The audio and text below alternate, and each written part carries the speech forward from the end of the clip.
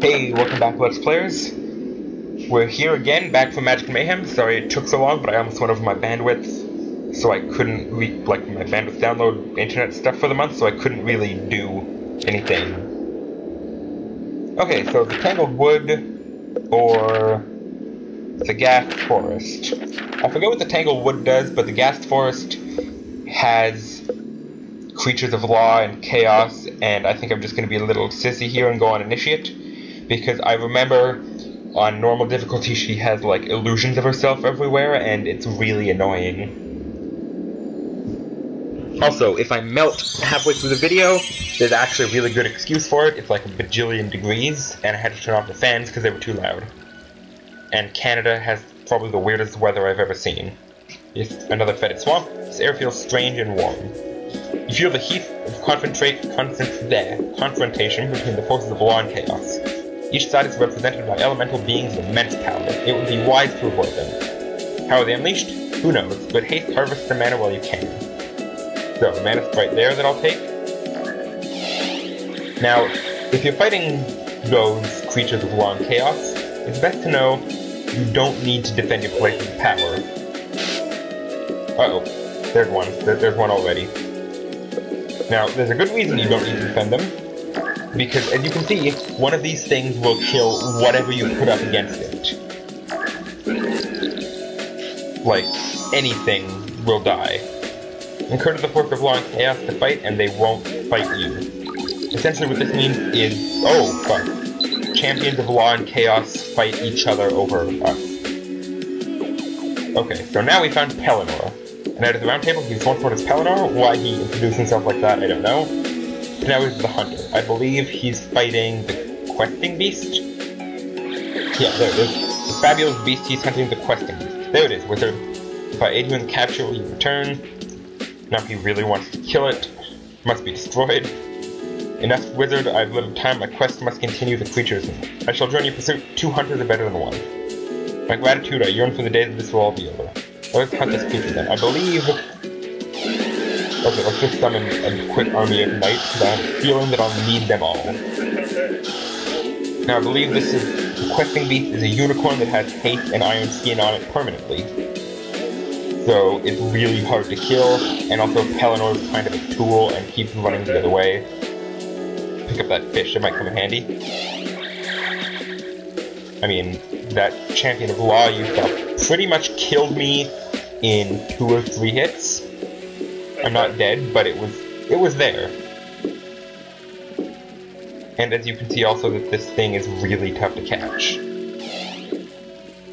Like that's kind of the only way you can catch it is to put it against the wall, hit it with one thing to stun lock it, and then just surround it and beat the shit out of it. I know it's kind of cruel for the poor unicorn to die this way, but that's the only way you can kill it. Or else it'll just keep running away. I think there's something in here. I remember there was something. There we go. Talos. Help me, stranger. Give me sustenance that I might break free of this prison. I'm Talos, keeper of the forest. He's a king dragon, so it's really good. Restore my vitality, and he's mine. So, how do I use it? Do I left click or right click? Okay, it's a right click to drop. The beast is defeated. My quest is over. Look at me, Cornelius. The legends are true. So I think what that did was give him haste, like, permanently. Wait, how am I supposed to give him vitality? Uh-oh. Okay, good. Nothing pestilency happened. I guess that'll do. Why'd they keep giving me all these fish, then? If I was just supposed to do that. There we go. My thanks, friend. I will scour the swamp for enemies and aid you when I can. Oh. I just opened the roof. So release Talos was an objective, and he essentially just flies around killing those champions of law and chaos. If there's one thing that's actually capable of killing a champion of law or chaos, it's a dragon. Because they're the third thing that comes from diamonds, they're the neutral one. And they're actually really powerful, like, creatures, I guess. They cast their own fireballs, though not in the cast a million at the same time kind of way that a wizard does. They can fly, unfortunately they can't fly and cast fireballs at the same time, that's explained. And they have a really high attack, though they're not undead and they can't freeze people, so they're not as good as the Champions of Law and Chaos, but they're much more versatile, and like flying units are always really valuable, and they're also slightly cheaper. Okay, so you can go pick up that fish if you want. Now, I think I know where to go. There's like something in the center on this little dais thing. That's where the boss is, but she's really tough to kill, so I shouldn't try to kill her yet.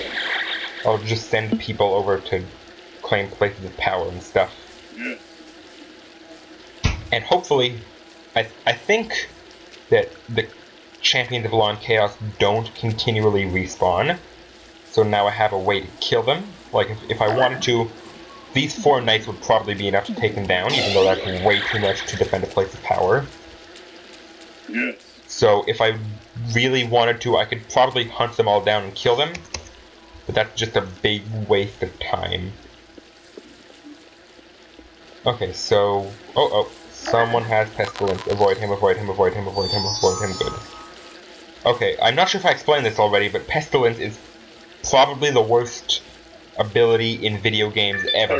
And when I say worst, I mean most annoying, not bad. Pestilence is amazing. Because what it does is it just continuously damages whatever's been hit with Pestilence. Except undead creatures. Undead creatures are not affected by Pestilence in the slightest. And Pestilence stays on permanently, and Pestilence jumps from person to person, even if that character dies. If like a character dies with Pestilence on them, then their body has Pestilence until it rots away, and they will give that Pestilence to anything that passes near their body. It comes from statues, it comes from those Champions of Chaos. So, it can be cured with Cure, as you're seeing. I'm using Cure all the time on my guys when they have Pestilence, and I don't let them touch anyone else before it spreads. But 1 tower of Pestilence plus maybe 6 or 7 skeletons or zombies are even better because they have a lot more health. And you can wipe away someone's army just because you gave them all Pestilence. Now, I sense extraordinary magical forces emanating from this place. I believe this is Morgause, who was here before. That doesn't look good. There we go. Come, my beauty, cease the strife. Diamond, stone, behind force of law, bend forces of law and chaos to my will. Submit beast, champions of law. Beast of chaos, champions of law. Together, our army will be mighty in the name of Lord Merlin. Now, you might be wondering, since I'm searching for Merlin, what exactly is she calling to Merlin for? There's a good reason for that. It's part of the ridiculous plot twist that is, like... Okay, it's part of the end of the game, which I've been hinting is horrible, and let me put it this way. A situation in which someone is pointing a gun at you and telling you to dig a shallow grave in the woods will probably end better than this game. That's just how bad it is. Okay, she's dead though, that was quick. My diamond lost 30 Kindred of Lucan. Uh-oh, that's not good. That's not good. Nope, miss. Okay, let's just leave here instead. I have the diamond. I'll send the knights in first, just in case. The other knights can stay here and rule this land peacefully, I guess. But yeah, the ending of this game is horrible. I don't want to spoil it for you, so I'm not going to say anything. But it's just so confusing and... Anyway, that was actually a lot quicker than I thought. I got everything, I got all 100 experience. Because normally, if I didn't give her the chance to get away, she'd be casting illusions and Champion of Law and Chaos. So she would destroy me if I didn't kill her right away. Anywho, now we have Diamond, which gives you Champion of Chaos, Champion of Law, and Dragon. I think we have some time over, because it hasn't really been 15 minutes, it's only been like 10, that was actually kind of short. So I'll look at the Dragon, the Champion of Chaos, and Champion of Law. So as you can see, mana cost close to 200, health 350, combat 40, and just to give you an example, I'll go to Fawn, who's like a basic good melee unit, who has a health of 90 and a combat of 17. So that's just to put in perspective. Fawn is actually a really good melee unit. The Spit of Pestilence is 15 damage. He counts as undead obviously, because he has verse undead 40. Resist magic, maxed. Intelligence pretty damn near maxed. Bravery almost maxed, Vision maxed, Weight maxed, Speed very high. Range 10. So, a beast of chaos incarnate, hate, loathing, lusting, devouring, a twisted scourge of creation, the living vision of nightmare things. Foul, vile, rotting, and senseless, and death head to drive any to abandon their senses. So, yeah, he's just ridiculous. He spits pestilence, it's insane. Champion of Law, on the other hand, is even more of a melee powerhouse than the Champion of Chaos. With just one more mana cost, or one less, I couldn't tell. With extra health, like another 145 extra health, so he has the most health in the game. Combat, same as him, 40, versus Undead, 13, so he's not undead and does very little damage to them. Resist Magic 50, Intelligence 40, Bravery 47, so he's better in most ways except he's not undead. Behold the personification of law, a judge with no compassion, no concept of humanity, fearful and remorseless, yet pure, alien, and obedient. Knowing no other way, with icy freezing gaze and demolishing fist of justice, shattering all into a million pieces. No blood, no gore, just total, unquestioning annihilation, a swift, sharp death, no pain, just oblivion. So they have a freezing gaze, and I think that freezing gaze might just instantly destroy them, I'm not sure. And they have one of the strongest attacks and the most health in the game. And now the dragon, the cheapest, though with tied for the most health. He has half as much combat as the others, but he has a fire breath ranged attack of 8, versus undead only 8. Resist magic 45, he's the most intelligent of the creatures, like even more intelligent than brownies, which is kind of saying something. Pretty brave, max vision and weight, a decent ground speed but a fast flight speed. The dragon has been a potent symbol over the centuries, representing the apotheosis of evil during the advent of Christianity, later becoming a symbol of valor regardless of mankind's perception. The dragon is in fact a neutral beast displaying incredibly high intellect.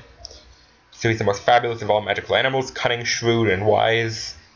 Contrary to popular myth, the dragon favors ground-based combat, taking to the skies only rarely to gain to support an upper hand over the opponent. A natural defender, the dragon's fire breath is a weapon that is hard to match. It should be noted, however, that the dragon's fire-breathing ability can only be used whilst the creature is stationary on the ground. The delicate balance of chemicals within the beast are upset by motion, so that essentially means it can't cast fire breath while it flies, which is how they balanced him.